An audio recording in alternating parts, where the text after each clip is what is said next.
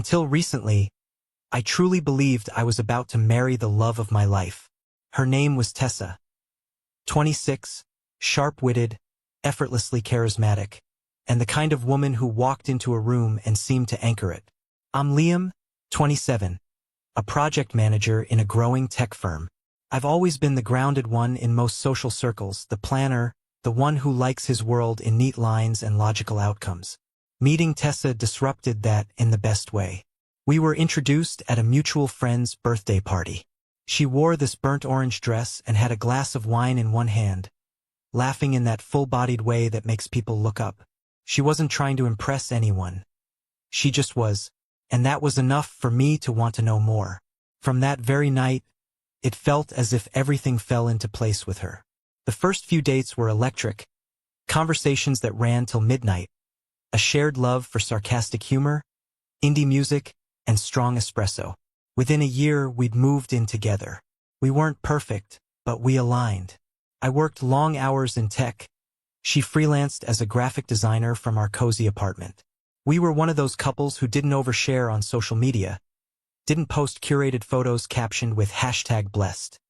We just lived. Quiet, honest companionship. That's what it was. At least that's what I thought. We talked about marriage for a while, but I didn't rush. I wanted us to be solid, to build something real. When I finally proposed, it wasn't in a hot air balloon or during a surprise trip to Paris. It was just us, on our sofa, sharing Thai food and laughter. I handed her a ring I'd spent months selecting. A modest, elegant sapphire set in silver, and she cried, nodding through tears as she hugged me. We stayed up that night talking about fall weddings, lakeside venues, minimalist decor, and our future. We even made a Pinterest board. The dream had begun. But dreams are strange things. They can seem crystal clear while you're asleep, then make no sense when you wake up. In hindsight, the signs had started to emerge, subtle as fog creeping under a door. Her enthusiasm about wedding planning, once infectious, began to taper off like a dying engine. At first, she was obsessed, sending me options for floral arrangements, discussing color palettes, tasting cake samples with genuine glee. Then suddenly, nothing. She postponed choosing her bridesmaids. She stopped discussing dresses. "We still have time," she'd say when I asked. She brushed it all off like the planning had become a chore. I told myself it was normal stress. Freelance life could be demanding, after all. Maybe she just needed space. But it wasn't just wedding stuff. She grew increasingly distracted, distant. She'd smile at her phone and quickly lock the screen when I approached. She'd cancel date nights, saying she was buried in client revisions or going to see her mom. Her touch grew less tender, her gaze more absent. Still, I didn't raise alarms. I didn't want to be the jealous fiancé. Maybe I didn't want to admit something was breaking beneath the surface. Then came the night that shattered everything. We were out with friends, just drinks and stupid games. One of those TikTok-inspired card games with invasive questions like, "Would you date your ex again?" Or, "What's one thing you regret about your last relationship?" Everyone was laughing until the question dropped. If you could relive one relationship, which one would it be? Without hesitation, she said it. Probably Dylan. Silence. The entire table shifted awkwardly. Dylan, her college boyfriend, the same guy who cheated on her, the one she used to call the worst decision of my 20s. She tried to laugh it off, saying, "Not like I want to, it's just a part of who I was." I should have confronted her right there, but I smiled, nodded, said nothing. Later that night, when we were alone, I asked her, casually at first, what that answer meant. "Why Dylan?" I asked, voice calm, stomach roiling. "It was just a stupid game," she said, brushing it off like lint. "Don't make it a thing." But it was a thing. And from that moment, I started seeing the cracks she tried to hide. Her excuses piled up in small, deliberate heaps. She worked late more often. Our weekend plans became tentative, and she always seemed emotionally elsewhere. The smiles at her phone turned into late-night texting sessions. I knew what I didn't want to know. You feel it when someone's slipping away, like trying to hold on to smoke. Then came the final blow. It was a quiet Friday night. I came home early, hoping to order in and watch one of those Netflix series we never got around to. She was sitting on the couch, laptop in front of her but clearly not working, just staring. "You're early," she said like I'd caught her doing something wrong. "I thought we could hang out," I said.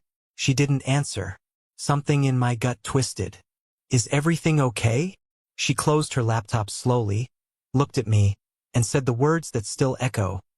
"There's something I need to talk to you about." What followed was surreal.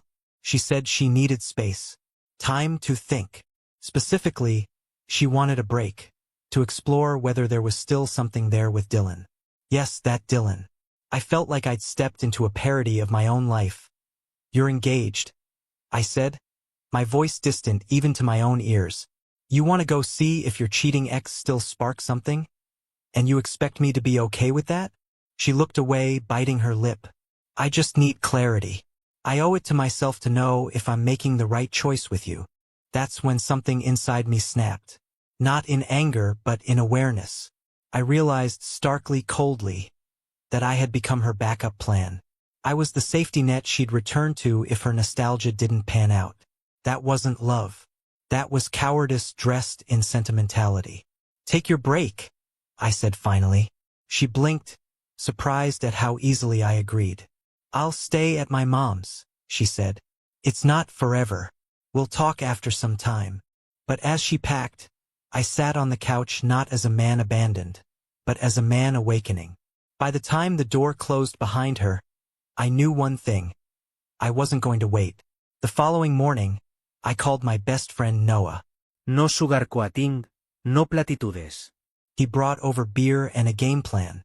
"She's gonna regret this," he said. "But don't wait for that." He was right. I took action. Step 1. Sell the house. It was in my name.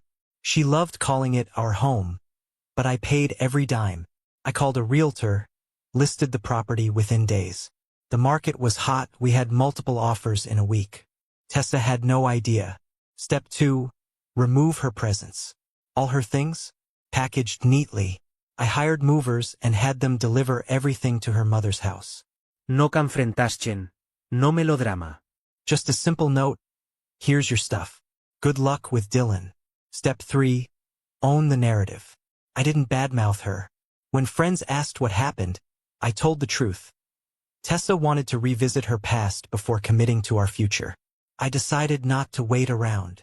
No drama. No yelling. Just facts. And people listened. Professionally, I made moves too. I applied for a job at our company's San Francisco branch. Something I'd put off for years. If accepted, I'd start over completely, new city, new people, no memories of us. And then, a miracle, I got the offer. Tessa's messages shifted from lighthearted to frantic. "Why are you packing? Why are you acting like this is over?" "I just needed time." I replied only once. "You made your choice. Now I'm making mine." The house went under contract. My relocation was confirmed. Tessa's social media transformed into a carousel of poetic quotes and vague sadness. "Sometimes the heart needs to wander to find home," she posted. Meanwhile, her friends stopped liking her posts. Then Dylan posted a picture, Tessa and him, dining at the same restaurant where she and I had our first date. Even the booth was the same. It wasn't romantic. It was pathetic. Mutual friends noticed. One even commented, "Bold move recreating history with someone who already cheated once." I didn't need to say anything. Her professional life? Unraveling. One of her top client referrals, Sarah, reached out to me. Over coffee, I shared the truth about why Tessa and I ended. No embellishments. Just her own words. Sarah nodded, eyes wide, and said, "That explains the chaos. Thank you." Tessa's contracts began to slip. Clients dropped. Even her website went offline. I'd been the one managing her domain and hosting. She never renewed. When Dylan dumped her, again, it wasn't even a surprise. "If she could do it to you," he told me in a message, "she could do it to anyone." Cold truth from the guy who helped wreck things. Tessa showed up at my office sobbing. "I made a mistake. You're the best thing that ever happened to me." I smiled. No. The best thing that ever happened to me was you leaving before we got married. She begged. Promise therapy. Promise change. I shook my head. You wanted to explore. You did. Don't confuse regret with love. Now, I'm writing this from my new apartment in San Francisco. The view of the bay is stunning. I joined a rock climbing group. Started learning Spanish. Adopted a dog named Zeus. He's better company than most people I've known. Tessa? Her sister says she's staying with their parents, spiraling. Her fairy tale ended in silence. She sent one final email. You're trying to erase me, but those years meant something. My reply? They taught me what I don't want. Thanks for the clarity. Some think I was harsh, that I should have given her grace. But betrayal isn't a mistake. It's a choice. Tessa chose to see if someone else was better while expecting me to stay loyal. I chose myself instead. If you're reading this and you've ever been treated as a second option, please understand. The moment someone doubts your worth is the moment you walk away. The house is sold. The chapter is closed.